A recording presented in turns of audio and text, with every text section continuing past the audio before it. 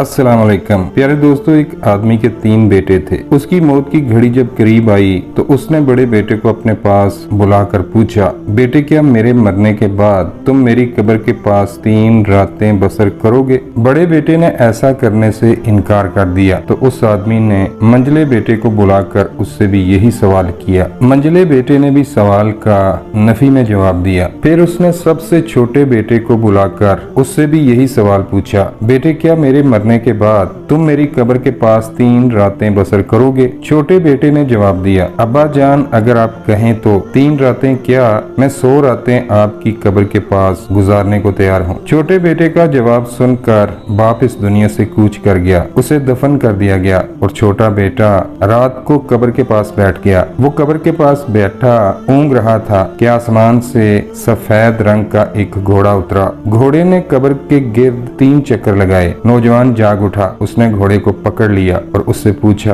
तुमने कब्र के गिर्द 3 चक्कर क्यों लगाए? घोड़े ने कहा, मैं कभी तुम्हारे बाप की सच्चे दिल से खिदमत करता था और अब इसको खराजे अकीदत पेश करने के लिए आसमान से उतरा हूँ। फिर उसने अपनी गर्दन के लंबे बाल नौजवान को तोड़ कर दिए और कहा, जब तुम पे कोई मुसीबत आन पड़े तो इन बालों में से एक को जला देना, मैं हाजिर हो जाऊंगा। ये कहते हुए वो आसमान की जानब उड़ा और देखते ही देखते नजरों से ओझल हो गया। दूसरी रात भी छोटा बेटा कब्र के पास बैठा हुआ था कि रात के पिछले पहर एक काले रंग का घोड़ा आसमान से उतरा। उसने भी वही अमल किया जो सफेद घोड़े ने किया था। नौजवान ने उसे पकड़ लिया और पूछा कि तुमने कब्र के गिर्द चक्कर क्यों लगाए? घोड़े ने कहा, कभी मैं तुम्हारे बाप की तहवील में था, वो मुझ पे सवारी किया करता था और मुझे बहुत पसंद करता था। आज जबकि वो मर गया है तो मैं इसकी याद मनाने नीचे उतरा हूँ। उसने भी अपनी गर्दन के कुछ बाल तोड़कर नौजवान को दिए और कहा कि जब कभी मुसीबत में पड़ो तो इनमें से एक बाल को जला देना, मैं हाजिर हो जाऊंगा। ये कहकर वो आसमान की जानब उड़ा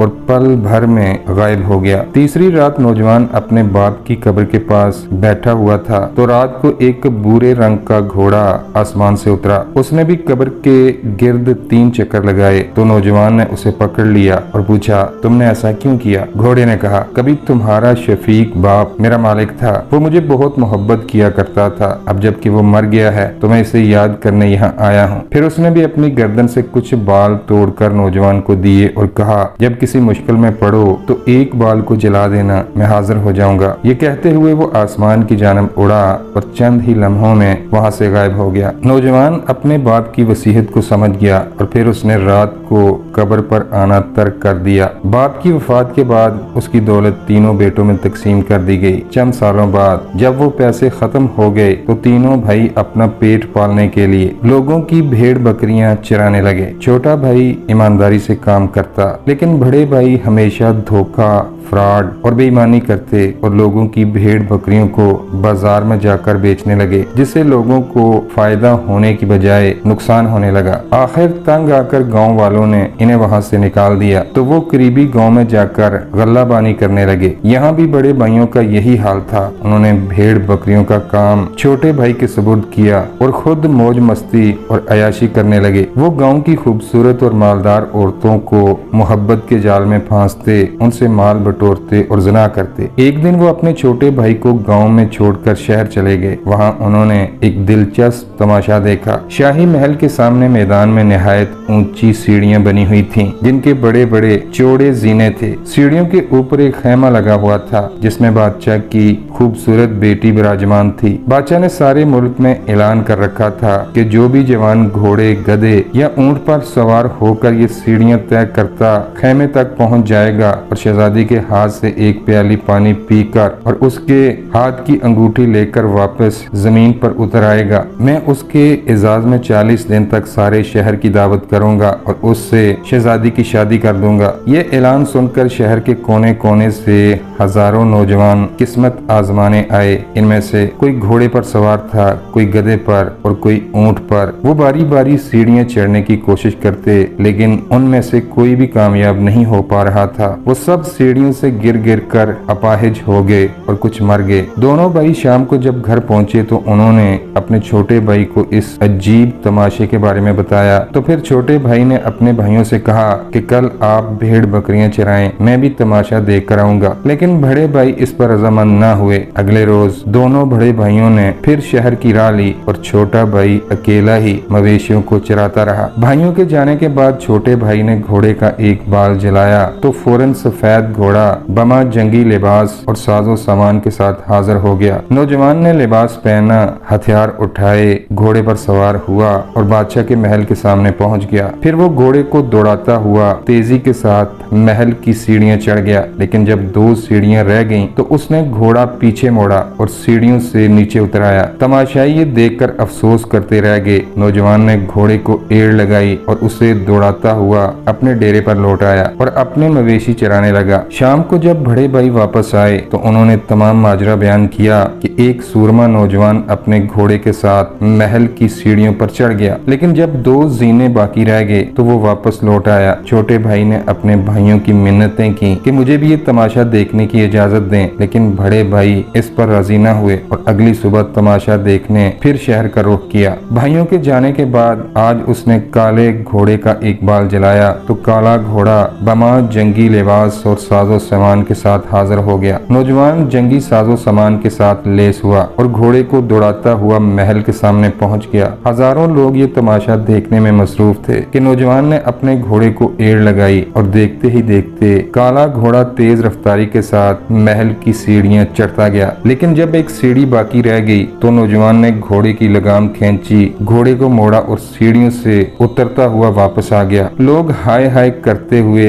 हाथ मलते रह गए और नौजवान अपनी क़यामगाह में वापस आ गया। यहाँ आकर उसने घोड़े को आजाद कर दिया और अपने भाइयों का इंतजार करने लगा। शाम को बड़े भाई वापस आए और छोटे भाई को कहा कि आज भी वही सूरमा आया था, आज वो काले घोड़े पर आया था। लेकिन जब एक सीढ़ी रह गई तो खुदा जाने उसके दिल में क्या बात आई कि आज भी वो वापस लौट आया। छोटा भाई आज फिर बड़े भाइयों की मिन्नतें करने लगा कि मुझे भी ये तमाशा देखने अपने साथ शहर ले जाएं। लेकिन बड़े भाई ना माने और कहा कि अगर तुम भी हमारे साथ चले गए तो मवेशियों को कौन चराएगा। सुबह हुई तो दोनों भाइयों ने तमाम काम छोटे के सुपुर्द किए और तमाशा देखने शहर चले गए। छोटे भाइयों ने मवेशियों को खूब अच्छी तरह चराया। जब उनका पेट भर गया तो उसने मवेशियों को दरख्त की छांव में बने एक कच्चे बाड़े में बांध दिया और फिर बूरे घोड़े के एक बाल को निकाल कर जलाया। अगले ही लम्हे एक शानदार बूरा घोड़ा बिना साजो सामान हाजिर हो गया। नौजवान पूरी तरह तैयार हुआ और उछल कर घोड़े पर सवार हो गया। फिर उसे तेज रफ्तारी के साथ दौड़ाता हुआ महल के सामने जा पहुंचा। इस बार उसने मैदान के 3 चक्कर लगाए। फिर सरगोशी में घोड़े के कान में कहा,